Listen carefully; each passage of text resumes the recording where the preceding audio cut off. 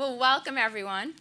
I'm Lauren Zerilli. I am with Vistaprint's marketing group. I focus on retention of our existing small business customers. I hope we have a number of customers in the room tonight. This is our marketing essentials track. So we will be talking about kind of giving you an overview of marketing principles, the sort of questions you should be asking before you launch into doing any one of the specific marketing initiatives such as direct mail, social media, email marketing. I'm going to give you the general overview, and then our other presenters will get into more of the detailed topics. So I call this smart marketing for small businesses, and I do that because marketing can be a bit of a black hole if you don't know what you're doing. You can spend a lot of money on it and not necessarily get the return on investment that you're looking for. So I'm hopefully going to get you to start thinking and asking the right questions that will lead you to marketing that really does deliver results. So raise your hand if you know the difference between acquisition and retention marketing. You know who your ideal customer is, the ones that are most profitable for you. So a little bit less of that. Know what channel marketing is. Derek, you can't answer. He works here. You've created one marketing piece with different messages targeted to different populations. So, for example, one postcard pretty much looks the same, but you have two different messages on it, and you target different groups. So, I've got one or two. You know what integrated marketing is. Okay, I think this is the last one. And you know how to calculate return on investment for your marketing campaigns. No one. Okay, so good news is you're all in the right place, because this is what we're going to cover. So the key to getting started is really about asking the right questions. I think anyone who wants to be successful at marketing has to have a lot of curiosity, because it really is about understanding what your goals are, what your vision for your company is, where you see it in 1 year, 3 years, 5 years, and then you can start thinking about developing a plan, a roadmap to get you there. In my travels, I've done work with a lot of small businesses, and I see that a lot of small business owners tend to be very reactionary. They market when business is slow. They try things out because they hear, oh, I saw something about putting an ad in a local newspaper, or maybe I'll try some direct mail, but there's not a whole lot of planning that goes into it. Really, you should develop a plan that sort of focuses on three main topics, and that's acquisition, acquiring new customers, retention, keeping customers, and winning those customers back that may have, for one reason or another, sort of fallen off your radar. So let's talk about the key questions. First question is, what is my primary marketing goal? And again, that's really, are you trying to generate awareness for a new business? Are you looking to grow your business and grow your customer base? Are you trying to retain customers and develop more loyalty? Are you looking for referrals from those customers that are very engaged with your business and happy and willing to bring in their friends, their peers, family? The next question is really, who is my ideal customer? And that is, who's the most profitable for you? It's not necessarily the customer that does business with you once a year, or constantly shops the competition, is only buying from you when you have a sale or you offer something free. These are people who are loyal to you, profitable, and we'll talk sort of about how to find out who those customers are. Next thing is understanding why they buy from you. There are a number of different reasons, and a lot of things that play into the consumer decision process, and we need to sort of dive in to understand what it is that you offer and why people are buying from you, and then you want to sort of speak up to those points, but also understand why some customers aren't buying from you and start to figure out, like, how do you bridge those gaps? How do I find them? We're going to spend some time on that. There are so many, things out there today. Social media, all the digital, online, websites, the traditional print. There's so much, it's almost mind-boggling. How do you choose? And then, so you know who they are, you know how to find them. What are you going to say to them? What do you say that's going to, change their behavior to come and do business with you and to do it on a repeated basis? And then, how do I know if it's working? And as I said, we're going to end tonight looking at two different marketing companies who, one had an email campaign, one did a direct mail campaign, and we're going to look at how to calculate what we call ROI, which is return on investment. So actually know if the marketing project that you launched was successful, if you should do it again, or what you need to tweak along the way. So, what is my specific goal? Increased profitability is what you see in the center here. That's really what marketing is all about. It's not just about driving sales or attracting any customer. It's increasing the profitability of your customer.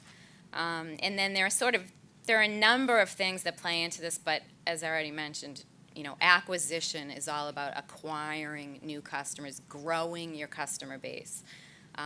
Repeat or retention marketing is keeping the customers you have, selling them what you sell now, but also upselling them additional products, services.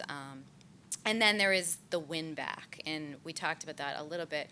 Those are customers who made one or several purchases from you, and for whatever reason they decided to go to one of your competitors. You really need to understand, why that is. So let's talk about who is my ideal customer and why. You really want to identify who your customers are in terms of the total value they represent, in terms of both revenue and loyalty, because there are some customers who don't necessarily spend that much with you, but they're very loyal and they will refer you to other people, and those are just as valuable as the ones that are spending a lot with you all the time. So how do you determine that? There are a number of sort of common characteristics that we look at when we talk about customers. One is demographic information. So you can consider the age of your customer base, their income level, where they live. Are they, local? Is your business online and then it doesn't matter? Or are you a neighborhood business and these are people who, live in your local area? Then there's behavioral. So that is more transaction-based. You look at what they're buying from you, how often they're buying. Are they only buying at discount or are they buying full price?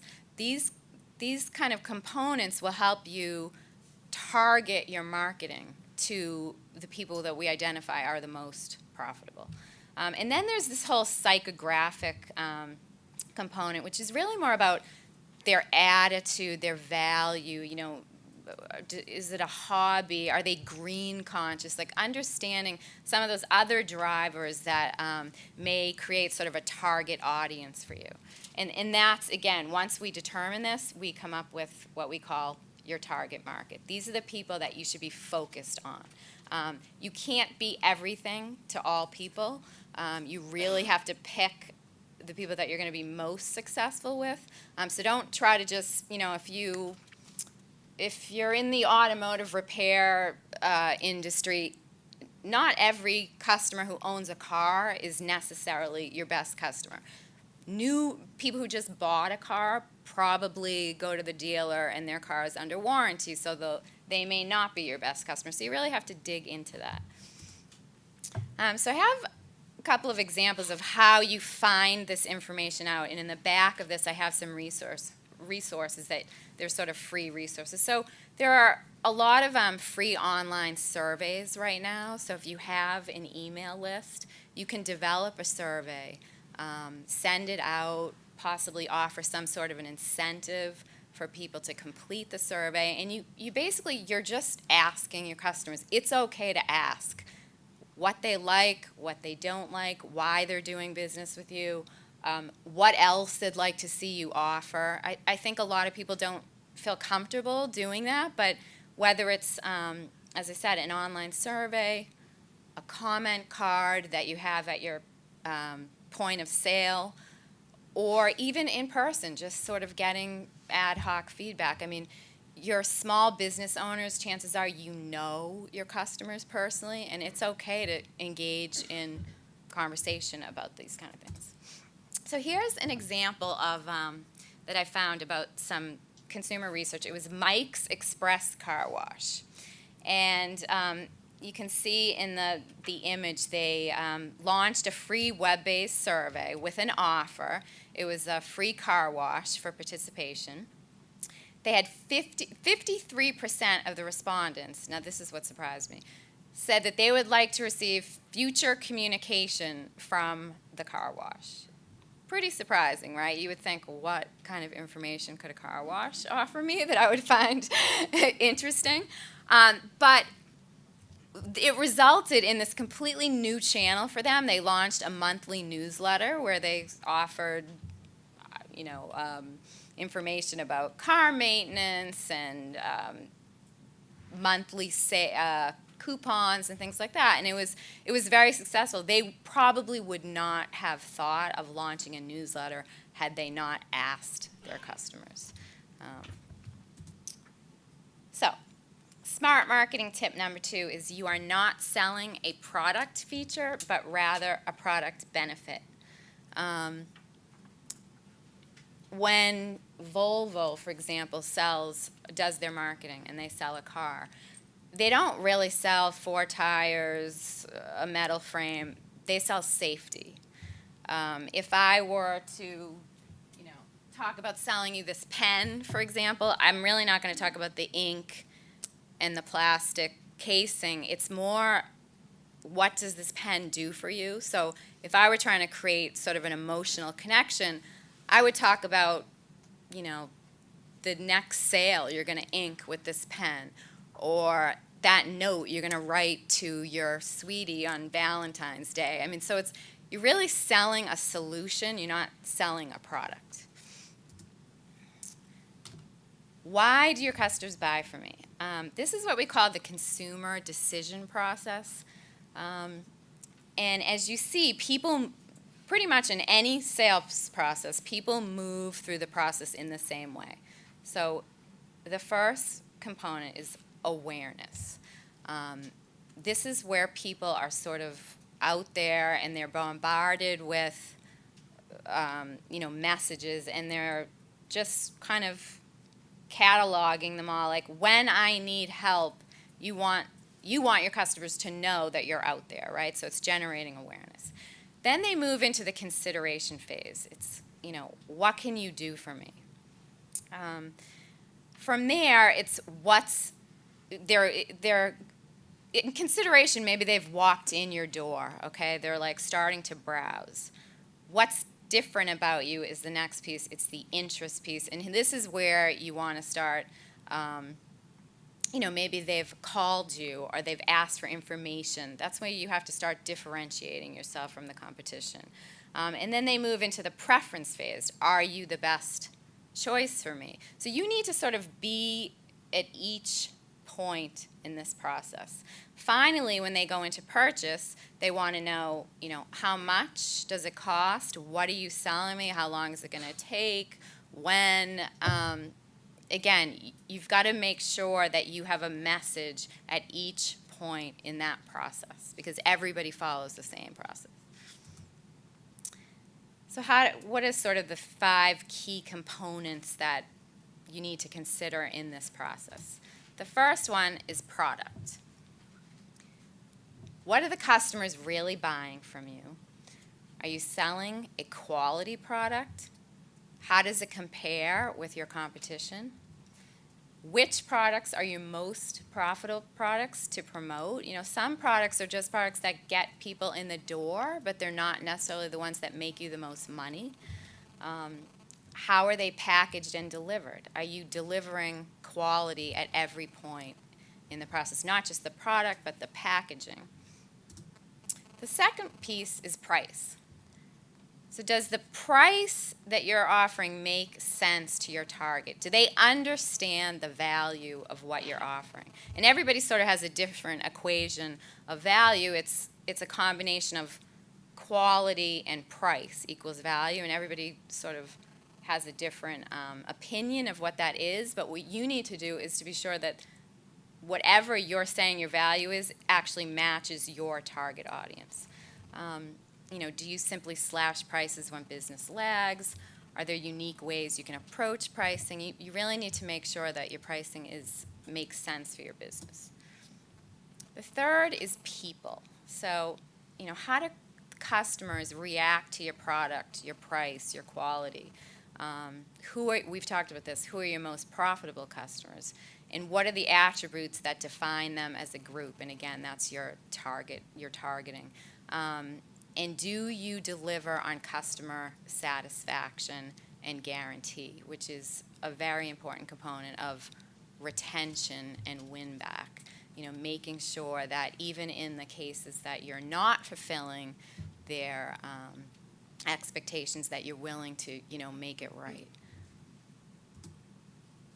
Promotion is really what we're talking about here tonight, and that's, are you creating a consistent perception across all the different channels that you may be marketing in, whether it be direct mail, email, your website, social media, on your Facebook page. You really should be projecting a very consistent message across all of those so that your company doesn't look like different companies in different places. It should always look the same. And then finally, the place, and this is where we talked about the consumer decision process. Are you top of mind when your target customer is in the market for your product? Can you target these customers and easily find them? And is it convenient for your customers to do business with you? So are you open in the right hours that people want to be conducting business with you? Those are the sort of things that you need to consider. So how do I find them? I know this slide looks very busy, and that's kind of purposely, because there are so many options out there. How do you decide where to put your marketing dollars? And that's where we come into channel marketing. So the way I like to think of channel marketing, a lot of people don't know that term, but I think of it almost like TV stations. You change the channel, you have a different program targeted to a different audience. There's a lot on here, but I think I want to run through quickly the different channels. Word of mouth, obviously, is free. It's very effective because people trust friends, family, peers, but it's somewhat hard to control. You don't have a whole lot of control about who's talking about you and what they're saying. When you look at direct mail, that's a bit more expensive a channel because there is a printing cost and there is a postage cost. But there's a higher likelihood that it actually is going to be viewed. It's easy to personalize, and you can use it for both existing customers and to attract new customers. Email is relatively inexpensive. It's something that everyone should be doing. You should make it a point as you transact with customers to start building, if you don't already have it, your email list, because it's a very effective channel. It's low cost. It's easy to personalize. It helps drive customers to other channels like your website, your social media pages. And then there's, obviously your website. Again, fairly low cost. There are a number of free or monthly paid subscription, low cost options out there for small businesses. And, a lot of people who are not conducting business online ask, well, why do I really need a website? And the answer to that is that you may not be online, but your customers are online searching for businesses to transact with. And if you're not there, they're going to find one of your competitors to do business with. So everyone should have a website. It doesn't have to be an e-commerce site. It can be almost more of a online brochure if you don't transact business online, but it's definitely a very valuable tool in the marketing sort of toolkit. And then there's search. So search can be free because that's kind of direct type-in search, or they call it organic, or it can be paid. Like when you buy Google AdWords, I don't know if people are familiar with that, and you're actually bidding on words based on how often they're searched, and the higher you show up in those search rankings, the easier it is to find. Social media is another channel that gets a lot of attention now. It's free. It's very easy to post relevant content to your customer base.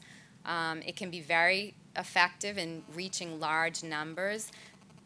The one caveat to that, it is pretty time consuming, because if you want to post even once a day, you have to sort of take the time to do that, and you have to be develop relevant posts to keep your customers engaged. And we're going to have a presentation on how to do that. And then finally, there's the whole print, TV, radio ad channel, more of the advertising, which tends to be very expensive and probably not the best channel for very small businesses. It's not very targeted, and again, it's pretty expensive, and it often requires you to hire a third-party agency to develop your advertising materials. So it's something that I would tread cautiously on. This is a chart. I don't know if you can see it. I just included this because I wanted to share a couple of these statistics just to show from 2010 to 2011, small businesses, their adoption rate, let's say on websites, has jumped from 51 to 85%. That's a pretty significant jump in 1 year. Search marketing from 38% to 74%. So you'll see that these are actual channels that can work for small businesses. You just have to be smart about it. So once you understand the channels, you need to make them work in support of each other. I've included just a couple of examples here. The first kind of screenshot is the Vistaprint, our email template, and you'll see that we're marketing something, some sale here, but at the top we have all the links to our social media templates, and that goes out in every single email that we send. So if you're not transacting with the email and you don't go to the site, there's kind of another way for us to engage you, and that's on our Facebook page, where you can join other small businesses and sort of see what they're doing. And then the second example, this feather hair extension, this was one of our customers who uses our email product. And I just wanted to show that this was an email they sent out to promote hair extensions, but they have this huge call to friend them on Facebook. So this is how the channel, this is email and social media working together. The more relevant your message is to the recipient, the stronger your response rate is going to be. So I have an example of a targeted marketing campaign here that I got in the mail. And I included it because I think it's a really good example. So this is from my health club that I'm a member of. They sent this email at the beginning of the year, and it was to introduce the club and offer this exclusive free membership deal. They did a really nice job of including, inspirational images and copy that would create sort of an emotional connection. On the back, they showed some sort of like buff people that look like they're definitely benefiting from the workouts. They have images of the club to pique interest, introducing all the club features down here, and then they had a very strong trial offer. It was a really nice piece. I actually have an example of this piece. It was custom. It probably cost them quite a bit of money. But there was one problem with this, and somebody may have picked it up along the way. Yes, 5 minutes? Okay, we'll try to hurry up. The problem with this is they sent it to their existing customers. So, this was wasted on me, and they sent it twice. So this may have been successful for them, but we know they wasted money on it because they sent it to an existing customer. They would have been better to send me something that says, you know, we know they know I'm an engaged member because I swipe my cards. They know I go to the gym all the time. They should have sent me a refer a friend, you get a discount, your friend gets a discount. So the targeting was off on this. So I only have 5 minutes, and I have a lot more to cover, but real quickly, this was an example of a Vistaprint holiday postcard. This is just a standard postcard that we sent out. It looks exactly the same, but if you dig in a little deeper and you read the headlines, you'll see the first one, 3 great reasons to try holiday cards from Vistaprint. Obviously to people who have never bought holiday cards from us. The other one, come back and get in on this great holiday card offer. So these are people who bought cards from us last year. So there was kind of little effort here. We created really one piece, but we targeted it with a headline and, you know, just made sure that we sent it to the right list. So this is really the last part that I wanted to talk about. Marketing is about increasing profitability, not only driving sales. And the key really is to know if that is working for you or not. So I have 2 examples here. We'll probably only have time for the first one. But this was a massage therapist postcard direct mail campaign. And what I'm sort of laying out here is what the offer was, how many pieces they mailed, what the response rate is, and then how to calculate the return on investment. So I'll just kind of walk you through it. They offered, it was $80 when you buy a package of 10 by January 31st. Regularly, each massage costs $100, so they're knocking $20 off when you buy the package. So the total cost of the package is $800. They mailed 1,000 pieces. They already had the mailing list, so there was no cost associated with that, but there was a cost associated with printing the direct mail piece, and that was $150 to print 1,000 pieces. The cost of the postage was, 34 cents, bulk postage, so that cost them $340. And so the total cost of the mailer was $490. It cost them $200 for every sale they made because for 10 massages, $20 off, that's $200. So there was a total cost of $2,000 and $2,490. They sent the postcards out and they got a 2% response rate, which, by the way, surprisingly, is actually pretty good. You can expect anywhere from like 1 to 3% on your direct mail. A lot of people don't realize that, and they send out direct mail and they think that they're not seeing the response they should, but that's actually pretty standard. Ultimately, they sold 10 they made 10 new sales, and the revenue that they brought in was $8,000. So it was $800 per package, and they sold 10. So the way to calculate, and again, this will all be sent out to you because I don't expect you to remember, is to look at the total revenue that you brought in, less your expenses, divided by your expenses. And then when you times that by 100, because ROI is usually calculated as a percentage, you'll see that they had a ROI of 221%, which is pretty good. So they would decide to move forward with this again, or something similar. And that's pretty much it. Think about your vision, what your goals are, short-term and long-term, and then how to conduct a needs assessment on your business so that you can really determine what your main goal is. Thank you. Sorry I had to rush to the end. But we don't have time for questions, but I will be outside if anyone has it.